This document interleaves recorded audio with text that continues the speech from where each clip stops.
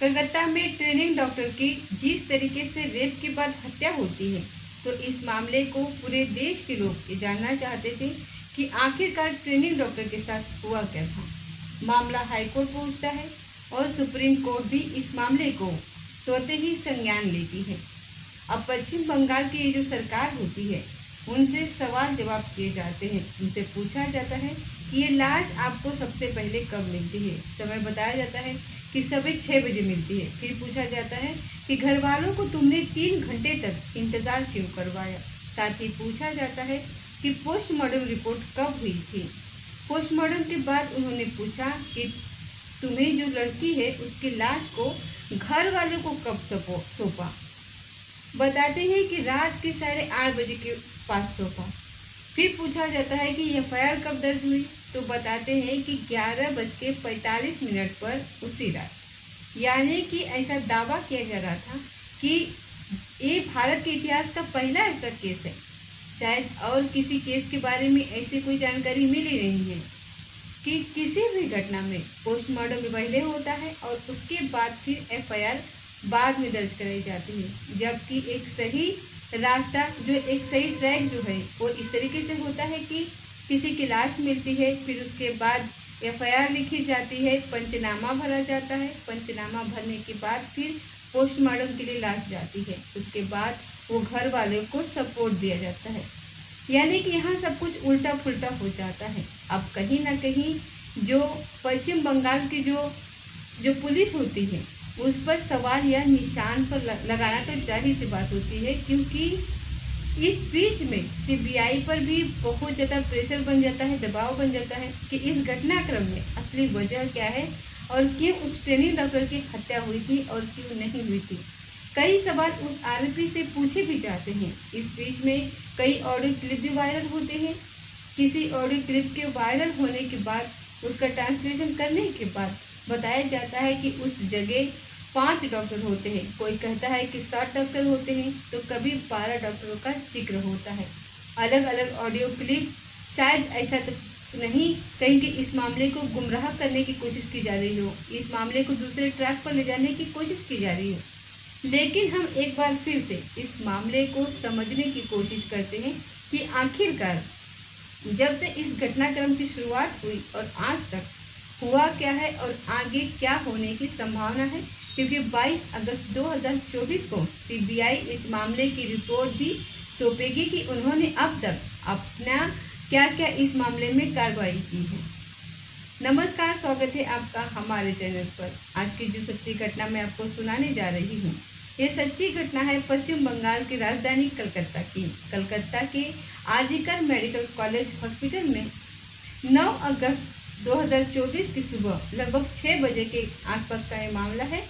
चौथी मंजिल पर सेमिनार हॉल होता है, जहाँ पर कई बार डॉक्टर आराम करने के लिए पहुँच जाते हैं।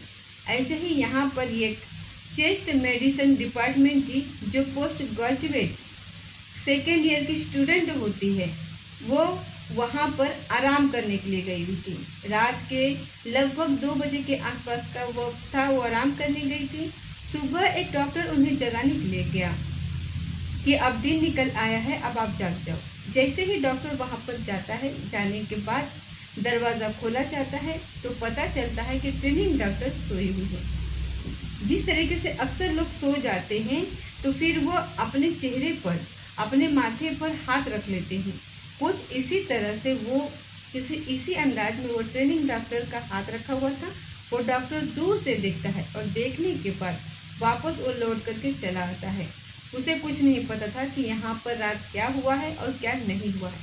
उसने सिर्फ चेहरा देखा था। बाकी का जो हिस्सा था, ऐसा बताया जाता है कि कोई टेबल या किसी सहारे से ढका हुआ था, जिससे बाकी का हिस्सा उसे दिख नहीं पाया। कुछ देर बाद फिर से दोबारा कोई कर्मचारी वहां पर जाता है। उसने जो अपने आंखों से जो दृश्य देखा था, वो पहला जो डॉक्टर था, वो शायद इस दृश्य को देख नहीं पाया था। ट्रेनिंग डॉक्टर वो खून से लथपथ थी, उनका जो शरीर था अर्धनग्न अवस्था में था। बताया जाता है कि नीचे के हिस्से में कोई कपड़ा था ही नहीं। अब ये जो घटना की जानकारी होती है, वो धीरे धीरे पूरे हॉस्पिटल के अंदर फैल जाती है। अब जैसे ही हॉस्पिटल के अंदर ये पता चलता है कि ट्रेनिंग डॉक्टर की जिस तरह से हत्या हुई है, तो बाकी किसी को कोई जानकारी नहीं थी कि इनके साथ रात को रेप जैसी घटना हुई है। जितने लोगों तक एक बात पहुंची थी, उतने ही पैर, उतने ही कदम चलकर सीधे सेमिनार हॉल की तरफ जा रहे थे और देख रहे थे। जैसे कि आम लोगों की एक आदत होती है, पुलिस बचाने की कोशिश करती है, पीछे करने की कोशिश करती है, लेकिन हर आदमी की एक ख्वाहिश होती है कि जाकर के करीब से देखे कि आखिरकार हुआ क्या है, जैसे कि खुद वो पब्लिक के लोग इन्वेस्टिगेशन करें। अब यहाँ पर जो क्राइम सीन था वो पूरी तरीके से बिगड़ जाता है। कई सारे लोग जाते हैं, उनके कदम के निशान वहाँ पहुँचते हैं। कई लोग ऐसे भी रहे होंगे जिन्होंने अपने अपने हाथों से जो सेमिनार हॉल की जो चीज़ें थी, वस्तुएं थी, उनको भी छूने की कोशिश की। इसीलिए ये क्राइम सीन जो होता है वो पूरी तरीके से बिगड़ जाता है। हालांकि अब यह कोई नहीं जानता था कि इस मामले को अभी बहुत सीधी तरह से, बहुत आसानी से लिया जा रहा था कि मामला कुछ ही देर के बाद, कुछ ही घंटों के बाद सोशल मीडिया पर तैरने लगेगा।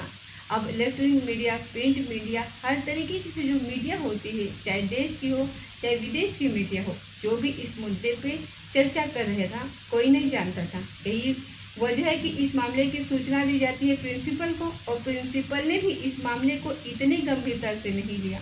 बताया जाता है कि सब फोटो देखिए, इस तरीके से एक घटना हुई है, और जब घटना के बारे में बताया जाता है तब डॉक्टर यानी कि जो प्रिंसिपल होता है वो होश में आता है और उसकी भी आंखें खुली रह जाती हैं। उसके बाद फिर वो आता है और यहाँ से 10:53 पर परिवार को सूचना दी जाती है कि तुम्हारी बेटी बीमार है।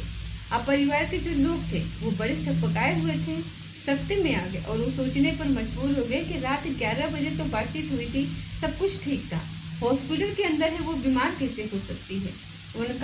उनकी थोड़ी परेशानी बढ़ जाती है। इसीलिए पिता ने एक बार नहीं कई बार कॉल किया अपने बेटी की हालत जानने के लिए कि बेटी कैसी है, ठीक है या नहीं, क्या हुआ है। कई बार जब फ़ोन करते हैं तब जाके फ़ोन जो है उड़ता है, फ़ोन रिसीव होता है। फ़ोन रिसीव होने के बाद जब उधर से बताया जाता है कि आपके बेटी ने अपनी जीवन लीला समाप्त कर ली है और वो मर चुकी है।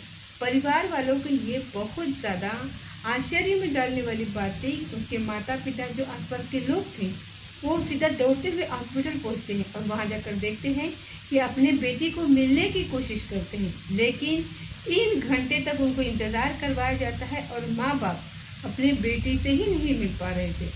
अब पुलिस को ये सूचना भी दी जाती है। प्रिंसिपल या फिर स्टाफ के जो लोग थे वो क्या खिचड़ी पका रहे थे, शायद उनके दिमाग में चल रहा होगा कि इस मामला अगर हॉस्पिटल से बाहर जाएगा तो बहुत सारी बदनामी होगी, इसीलिए कोई ना कोई रास्ता निकालते हैं। यही बात थी कि सेटलमेंट की बात शायद सामने आई थी, जो सोशल मीडिया पर और अलग अलग प्लेटफॉर्म पर वायरल भी होती है।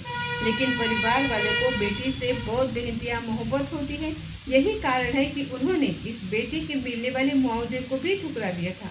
उन्होंने कहा कि जो भी आरोपी है इस पर जांच करिए, निष्पक्ष जांच करिए, इकलौती बेटी है, अब क्या कर सकते हैं हम पैसे का, उनका तो सब कुछ खत्म हो चुका है, समाप्त हो चुका है। ऐसे ही बातचीत होती है। उसके बाद फिर पुलिस पर तो जो दबाव पड़ता है तो पुलिस ने सीसीटीवी कैमरे खंगालना शुरू करती है।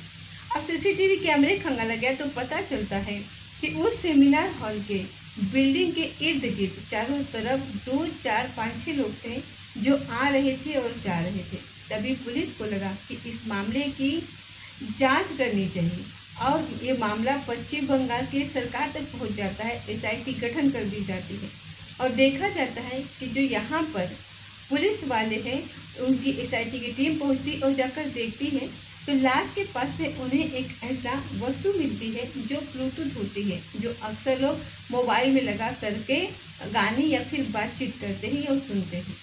अब उसका मिलान किया जाता है तो एक व्यक्ति है जो कि जिसका नाम संजय राय होता है, जो कि कलकत्ता के पुलिस कल्याण बोर्ड का एक सिविल वॉलंटियर होता है, जिसका हॉस्पिटल के अंदर अक्सर आना जाना होता है। वो सीसीटीवी में भी दिखाया जा रहा था। उसका यहाँ पर ब्लूटूथ मिल जाता है। ब्लूटूथ मिलने के बाद जब उसके कमरे की जहाँ पे वो रह रहा था वहाँ पे जाते हैं और जो वहाँ पे जब जांच पड़ताल की जाती है तो पता चलता है कि उसके शूज जो होते हैं, उसके जो जूते होते हैं, उस पर ब्लड के निशान पाए जाते हैं। महिला डॉक्टर का पोस्टमार्टम कराया जाता है। पोस्टमार्टम से पता चलता है कि मुंह से भी खून निकल रहा है, आंखों से भी खून निकल रहा है और प्राइवेट पार्ट से भी खून निकल रहा है। शरीर के अलग अलग हिस्सों को 16 गंभीर चोटें आई थी, जिसमें कि गर्दन की हड्डी टूट जाती है, उंगली पर भी गंभीर चोट के निशान थे और उसके जो टांगे होती है उनके साथ भी कुछ ऐसा ही गंभीर चोटें पाई जाती हैं। इतना ब्रूटल जो ये सीन होता है, ये सीन इतना खराब तरीके से होता है, इसको अंजाम दिया जाता है कि पुलिस अपने स्तर से जांच कर ही रही थी कि पुलिस को ये मामला 9 अगस्त 2024 को मिलता है। 10, 11, 12, 13 अगस्त तक पुलिस इस मामले की जांच कर ही रही थी कि हाईकोर्ट कोलकाता ने इस मामले को संज्ञान लिया और संज्ञान लेने के बाद संज्ञान इसलिए लिया क्योंकि याचिका दायर हो चुकी थी परिवार की तरफ से, तो उसमें बताया जाता है कि इस मामले को कहीं न कहीं पुलिस इतनी गंभीरता से नहीं ले रही थी। जाहिर सी बात तो ये है कि यही मामला नहीं, पुलिस चाहे कलकत्ता की हो, पुलिस चाहे दिल्ली की हो, पुलिस चाहे उत्तर प्रदेश की हो, महाराष्ट्र की हो या फिर बिहार की हो, मध्य प्रदेश की हो, किसी भी क्षेत्र की किसी भी प्रदेश की पुलिस हो, वो हर मामले को शुरुआत में ऐसे ही लेती है। उसे ये नहीं मालूम होता कि कौन सा मामला इतना ज़्यादा हाईलाइट हो जाएगा। यही कारण है कि पुलिस ने इस मामले को इतने आसानी से लिया। यही कारण है कि पुलिस ने इस केस को कोई डायरेक्शन नहीं दिया। यही कारण है कि ये जो हॉस्पिटल के प्रिंसिपल होते हैं उन्होंने कोई डायरेक्शन लिया कि कोई इतना बड़ा मामला है, किसी भी कमरे के अंदर जाने न दिया जाए। यही कारण है कि क्राइम सीन को पूरी तरीके से बिगाड़ करके रख दिया गया। अब 14 तारीख को सीबीआई इस मामले को जांच पड़ताल करना शुरू कर देती है। अभी पुलिस ने जो एसआईटी में जो जांच पड़ताल की थी उसमें संजय राय ही एक ऐसा अभियुक्त था, एक ऐसा आरोपी था जो पाया जाता है, जिसके बाद उससे पूछताछ की जाती है और वो स्वतः ही ये कबूल कर लेता है कि हाँ जी, मैंने इस तरीके की घटना को अंजाम दिया है। दरअसल संजय राय जो कि 55/20 शंभुनाथ पंडित रोड पर रहने वाला होता है, 5 अगस्त 2024 को ये एक सलवा जगह लगती है, वहाँ पर जाता है। कई ट्रेनिंग या बैठक वगैरह थी और ये 8 तारीख को वहाँ से लौट करके आता है और वहाँ से लौटने के बाद इसी का एक साथी होता है जो कि सिविल वॉलंटियर होता है, उसके परिवार का कोई रिश्तेदार था जो इसी आर्टिकल मेडिकल हॉस्पिटल के अंदर एडमिट था। ये 2 बार चक्कर लगाता है, एक बार तो अपने दोस्त के इस रिश्तेदार को देखने के लिए जाता है, दूसरा फिर किसी और व्यक्ति को देखने के लिए जाता है, क्योंकि अक्सर वो हॉस्पिटल के अंदर ही रहता है। मरीजों को लाना ले जाना शायद ये पुलिस का काम तो करता ही है, लेकिन ये भी बताते हैं कि ये पैसे के लिए भी कुछ काम करता है। अब यहाँ से वो अपने दोस्त के साथ सीधा कहता है कि भाई चलो कहीं चलते हैं, यानी कि वो जाता है रेड लाइट एरिया पे, यानी कि कोठे पर जाता है जो वेश्या का ठिकाना होता है वहाँ पर। पहला एरिया जो होता है सोनागाछी, वो वहाँ पर जाता है अपने दोस्त के साथ। वहाँ पर जाने के बाद फिर वहाँ वो अंदर उस रेड लाइट एरिया में नहीं जाता, लेकिन उसका जो दोस्त होता है वो अंदर जाता है और थोड़ी देर रुकने के बाद फिर वापस चले आते हैं। दूसरी जगह लगती है चेतला। चेतला में वैश्यावृत्ति का काम होता है, ये भी एक रेड लाइट एरिया है। यहाँ जो इसका सिविल वॉलंटियर दोस्त होता है संजय राय का, वो जाता है और जाकर के वापस लौट करके आ जाता है, यानी कि संजय राय नहीं जाता, ऐसे ही जांच पड़ताल में सामने आया है। लेकिन जब ये वापस आ रही थी तो रास्ते में एक महिला मिलती है। उस महिला की तरफ से इसने अश्लील बातें करना शुरू किया। ये समझ रहा था कि शायद ये भी कोठे पर काम करने वाली कोई वेश्या होगी, लेकिन उस लेडीज़ ने इसे झाड़ दिया, इसे कुछ उल्टा सीधा जवाब दिया। तब ये शांत हो जाता है और वहाँ से वापस हॉस्पिटल आते हैं दोनों दोस्त और इन्हें एक ऐसी जगह तलाश करते हैं जहाँ पर बैठ के इत्मीनान से शराब पी सकें। आराम से बैठकर शराब पीते हैं और शराब पीने के बाद जो सिविल वॉलंटियर इसका दोस्त होता है वो तो चला जाता है, लेकिन ये अकेला रहता है। अब इसे हॉस्पिटल के अंदर कहीं भी आने की जाने की परमिशन थी, इसे कोई रोकने वाला था नहीं। ये 4थे मंजिल पर पहुंचता है और इत्तेफाक से उस सेमिनार हॉल के अंदर ये चला जाता है। वहां जाने के बाद देखता है कि इसको लेडी डॉक्टर जो होती ट्रेनिंग डॉक्टर वो आराम करती हुई मिलती है, सोती हुई मिलती है। वहां जाता है, उनके साथ इसने जो जो किया है वो पोस्टमार्टम रिपोर्ट से और तमाम अखबारों, तमाम टेलीविज़न, तमाम जो खबरें आती हैं, जिस तरीके से उसे मारा गया, पीटा गया, उसके साथ बलात्कार किया गया। जब सीबीआई इस मामले की पूछताछ करती है तो ये अपने सवालों के जवाब में कहता है कि सर, मुझे तो ये ही नहीं मालूम कि जब मैं उसका बलात्कार कर रहा था तो वो जिंदा थी या मर चुकी थी, क्योंकि उसको उतनी इतनी बुरी तरीके से बताता है कि उसकी जो गर्दन थी, जैसे वो चीखने चिल्लाने की कोशिश कर रही थी तो वो बहुत ताकत के साथ उसको पकड़ लिया था और यही कारण है कि उसकी हड्डी टूट जाती है। ये बॉक्सर होता है, ट्रेंड बॉक्सर होता है। और कोई महिला, क्योंकि वैसे भी डॉक्टर है, पढ़ी लिखी है, तो ताकत का तो कोई मामला ही नहीं है यहाँ बनता। इसने जिस तरीके से उसके साथ जबरदस्ती की होगी, उसने विरोध किया होगा, फिर वो आखिरी दम तक उसने लड़ने की कोशिश की होगी, लेकिन जिस तरीके से इसने अपने बॉक्सिंग का सहारा लिया होगा, जाहिर सी बात है उसे पता चल ही जाता है। लेकिन ये सब होता है और देश इस मामले पर पल पल की खबर बनाए हुए है। हर कोई ये जानना चाहता है कि आखिरकार उस दिन क्या हुआ था और क्या नहीं हुआ था।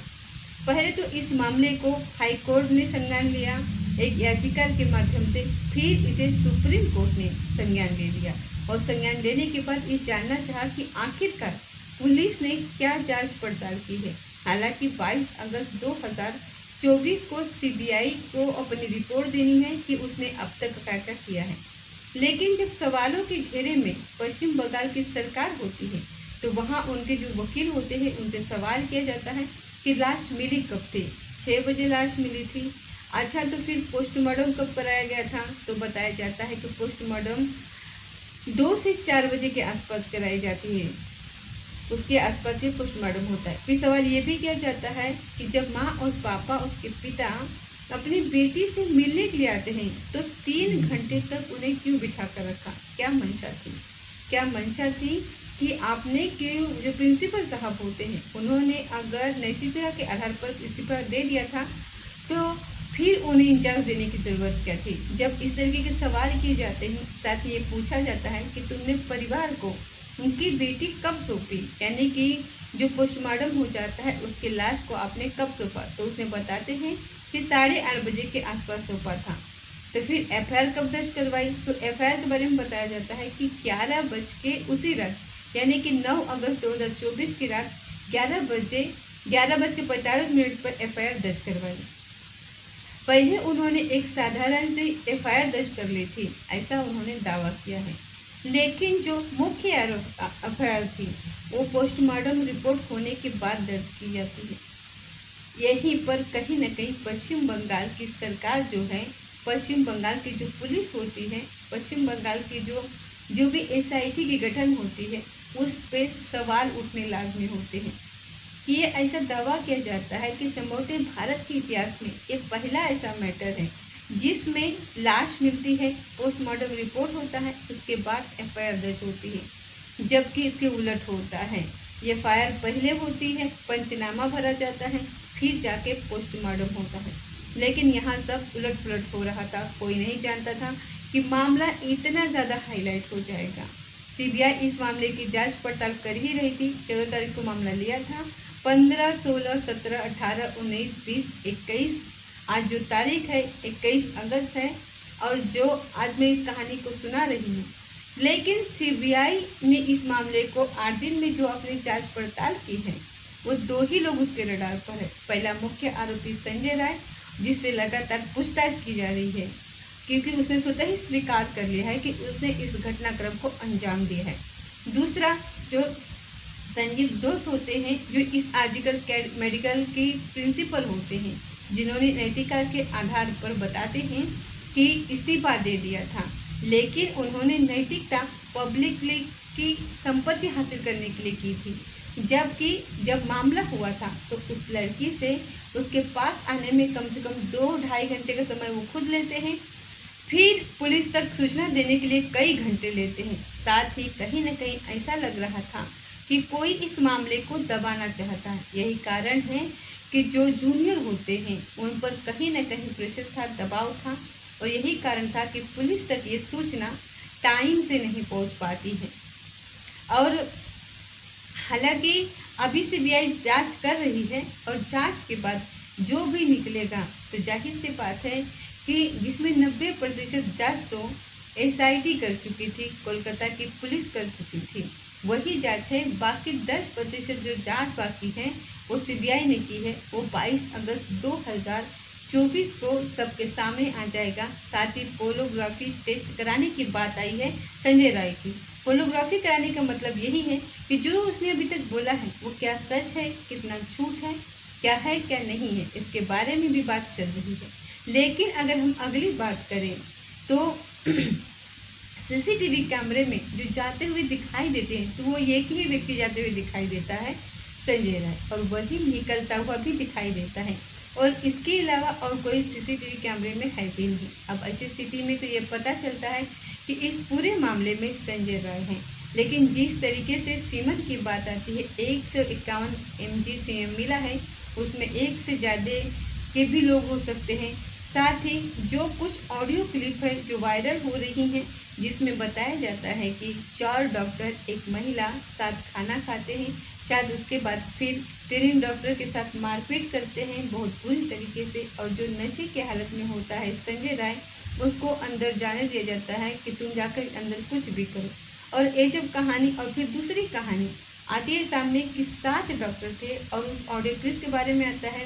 कभी 12 डॉक्टर के ऑडियो क्लिप के बारे में आती है कि 12 लोग अंदर जाते हैं और उसके साथ ऐसा करते हैं वैसा करते हैं।